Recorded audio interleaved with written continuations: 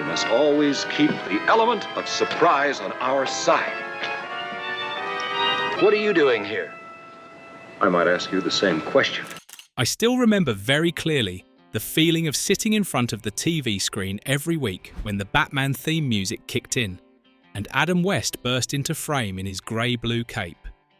At 12 years old, my friends and I would argue animatedly about the latest episode on the morning bus ride, which villain was the best, how Batman would escape this time, and whether Robin would shout a new holy yet again. Back then, Gotham was a colourful, safe and playful world. Hold it, Riddler.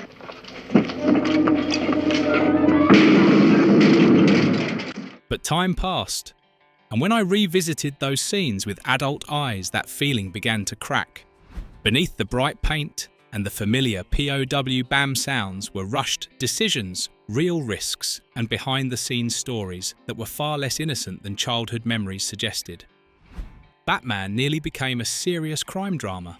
The wall-climbing scenes that looked dangerous turned out to be camera tricks, while Batgirl's costume was a genuine hazard for the person wearing it. Today, let's reopen the strange and darker backstage door of Batman 1966 and look back at that familiar childhood through a completely different light. 20. The Batman cast received impressive pay for the 1960s. Few people realise that Adam West, the central face of the series, was paid about $2,000 per episode, a very substantial sum at the time. Following him were Madge Blake, Aunt Harriet, and Alan Napier. Alfred each earning $500 per episode. Neil Hamilton, Commissioner Gordon and Stafford Rep Sergeant O'Hara were paid around $450 per episode. The most surprising case was Robin. Despite appearing in nearly every episode and being half of the dynamic duo Burt Ward, received only about $350 per episode. The reason was quite practical. When he was cast, Ward was essentially a complete newcomer without name recognition or bargaining power compared to his older, more established co-stars. This pay gap clearly reflects how Hollywood operated at the time. Fame mattered more than screen time. And looking back today, it is hard to believe that the boy shouting "Holy something Batman" was the lowest paid member of the main cast. 19. Batgirl's costume was extremely dangerous. And you, Catwoman, are an even bigger fool than I thought you were. We who enforce the law would Batman won't be here. He'll be at the Belgravian embassy thwarting your nefarious scheme. Do you remember the image of Batgirl riding her motorcycle straight into frame in a tight purple outfit, a small mask, and her signature confident smile? On screen, it was the perfect image of a 1960s female hero. But beneath that shimmering fabric was one of the most dangerous costumes ever to appear on Batman. The Batgirl costume worn by Yvonne Craig was made from a satin and spandex blend that was very fashionable at the time, beautiful and glossy, but completely non-breathable. Under studio lights that were hot like an oven, Craig frequently overheated, became dizzy, and suffered dehydration. She later revealed in multiple interviews and in her memoir that on some shooting days, production had to stop just so she could lie down and breathe. More dangerously, the costume was so tight that it severely restricted movement. High kicks, spins and falls, staples of Batman 1966, became real hazards. Craig slipped because of the slick fabric, and in one action scene, she injured her back, suffering pain for weeks afterward. There was no spectacular action shot without a price to pay, was there? 18. The 1955 Lincoln Futura was transformed to be worthy of Gotham. Batman and Robin, courageous warriors against crime, they are off once again to the rescue. Did the sight of the Batmobile blasting out of the Batcave engine, roaring Robin gripping his seat, while Batman calmly held the wheel, ever make you jump up from your chair? That was the moment that convinced the entire 1960s that Gotham had the coolest car on television. It is one of the most iconic vehicles in television history, but it was created under extreme time pressure. The producers needed the Batmobile fast, so car customizer George Barris took a 1955 Lincoln Futura concept car and had exactly 21 days to turn it into something worthy of Gotham. He welded tail fins, added a bat-shaped grille, installed superhero gadgets, and finished just in time for filming. The car didn't just work, it defined the visual style of Batman 1966 and became a pop culture legend. 17. William Dozier and the unexpected casting decision for Batman. Next week, Batman versus the Joker. Next week, Batman versus Mr. Freeze. Next week, Batman versus Zelda the Great. William Dozier was behind many of Batman's bold casting choices, including bringing in well-known faces such as Burgess Meredith as the Penguin and Cesar Romero as the Joker. However, his most unexpected casting decision was himself. Dozier took on the role of the series narrator after auditioning several candidates and failing to find anyone who could deliver the exaggerated melodramatic style he had in mind. Believing that no one could match his own flair for the role, he appointed himself as the voice behind the narration, under the pseudonym Desmond Doomsday, creating the distinctive tone of dramatic parody that defined Batman 1966. The narrator audiences heard for years turned out not to be anonymous at all. He had a name, a voice, and a clear intention. Dozier understood that in Gotham's colourful world, exaggeration was not a flaw, but a style. And sometimes, the smoothest one is the most dangerous of all. 16. Burt Ward didn't just play Robin, he had to live like Robin. Holy ashtray! Holy smoke! Holy showcase! Holy haberdashery! Holy popcorn! Holy Koufax! Holy Jack-in-the-Box! Holy ravioli! Holy safari! Do you remember the scenes of Robin hanging from ropes, leaping off rooftops, or charging into gangs of henchmen with a non-stop chorus of holy on screen? It all looked like colourful 1960s fun. In real life, it was an accident waiting to happen. To save money, the studio refused to hire a stunt double for Burt Ward. As a result, Ward performed nearly all of his own action scenes, real punches, real falls, real explosions. He was burned by pyrotechnics, cut by shattered props, and in one chase scene was thrown from a moving vehicle. Once, during a botched rooftop gag, Ward chipped a tooth and bruised several ribs. Yet the cameras kept rolling. Later, Ward joked that the call sheet should have read, "Get hurt again today." And still, he showed up for every episode, every jump, every familiar, panicked exclamation, enduring the pain inside a tight costume and a suffocating mask. 15. Batman almost became a serious crime drama. If you rewatch some of the early episodes of Batman 1966, you may notice something strange beneath the colourful surface. There is still a lingering trace of noir-style detective storytelling. This was no accident.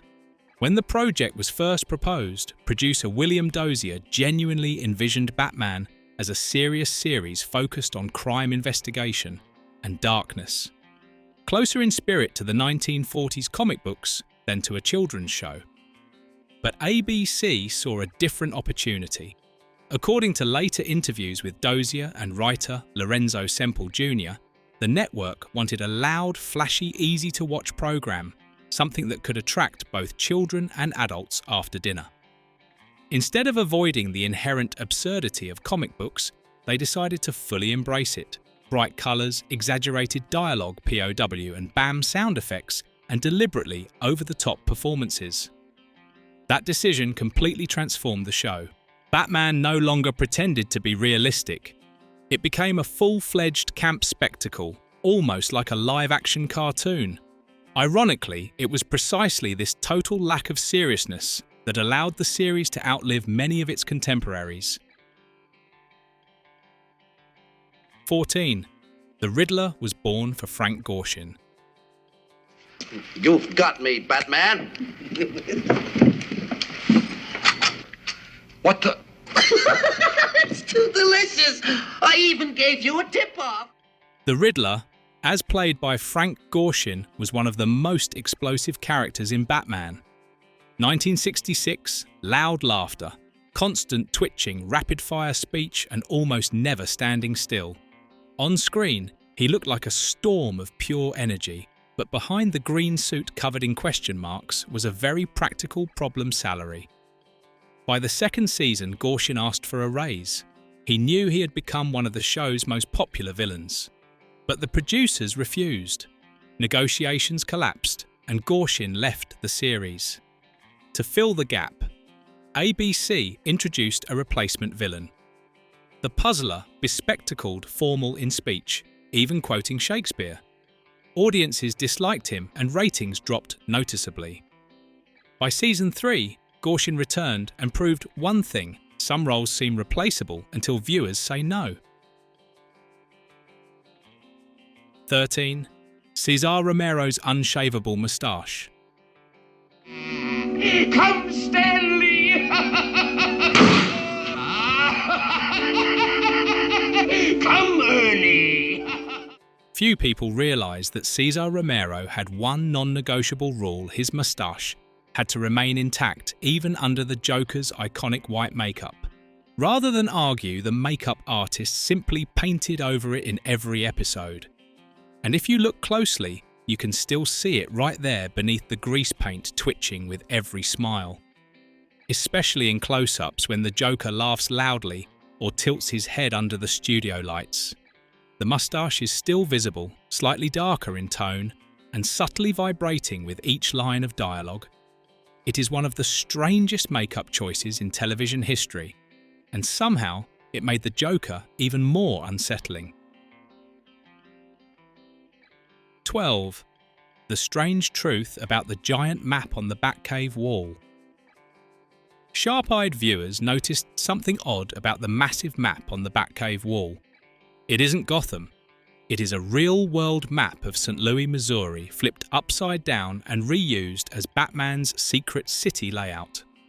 Why budget? Props were needed quickly, and the art department simply reused what they already had. The funny part is that this map appears repeatedly across many episodes, with Batman and Robin pointing at it with complete seriousness, as if studying top-secret intelligence.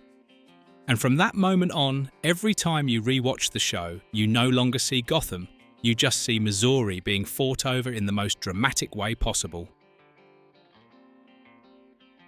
11. The over-the-top exclamations were improvised. Holy iceberg. Holy blizzard. Holy schizophrenia. Holy snowball. Holy Sherlock Holmes. Holy Venezuela, you're right. Holy rainbow. Holy hole in a donut. Holy backfire. Do you remember those moments when Robin's eyes went wide?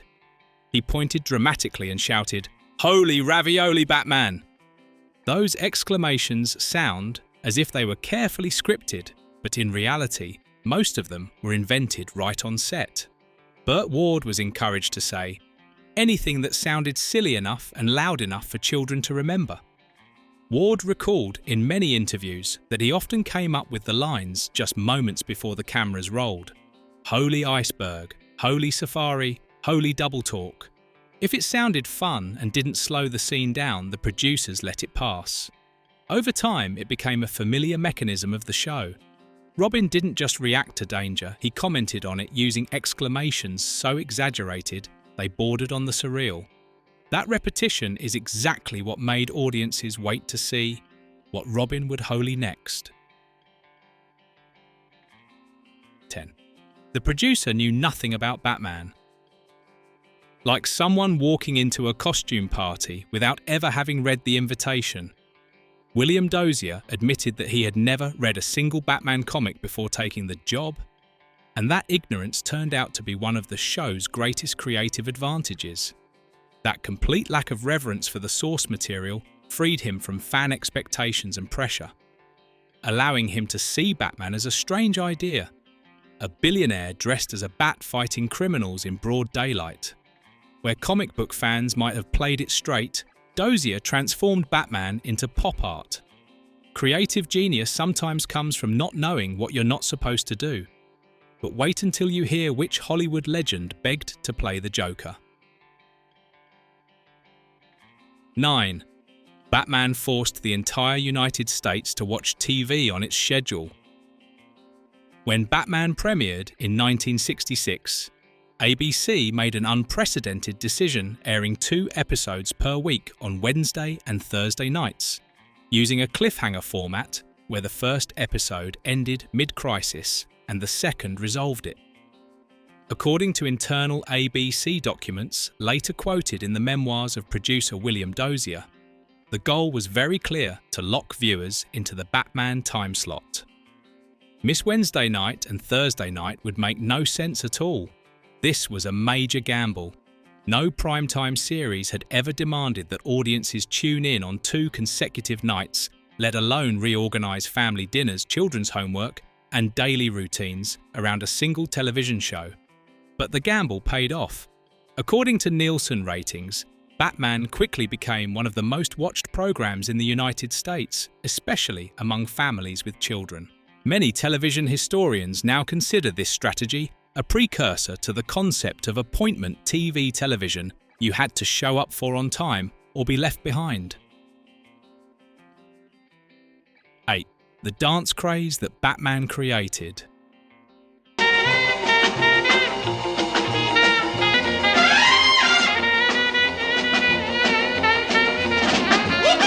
Do you remember the scene where Batman suddenly stepped onto a dance floor and launched into stiff yet confident moves in his batsuit? The Batusi was never in the script. Adam West improvised it on the spot simply to fill a comedic moment, and no one expected it to explode into a nationwide phenomenon. Within weeks, teenagers across America were copying Batman's hip swivels and his very serious finger-pointing at school dances. The Batusi appeared on television. Dance shows was mentioned in newspapers and found its way into films and commercials throughout the late 1960s. DJs even began calling out the dance by name on the floor, and crowds instantly knew what to do. It was perfect proof of Batman's cultural reach. A single improvised moment was enough to define an entire trend. One awkward dance, one batsuit, and America swayed together to the rhythm. 7. The utility belt, a joke prepared with complete seriousness. Throughout the series, the utility belt contained all kinds of impossible items: shark repellent spray, instant antidotes, even objects so illogical they were outright funny. According to the writers and producers, including William Dozier, this was a deliberate choice to turn extreme over-preparation into the comedic identity of the television version of Batman.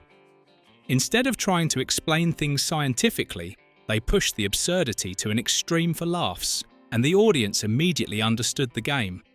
These gadgets also reflected the camp spirit. ABC was pursuing Batman, was always one step ahead, not because he was superhuman, but because he was absurdly over-prepared.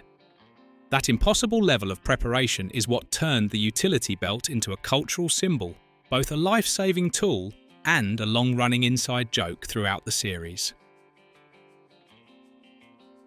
6. The scenes of Batman and Robin climbing buildings looked like real stunts. What's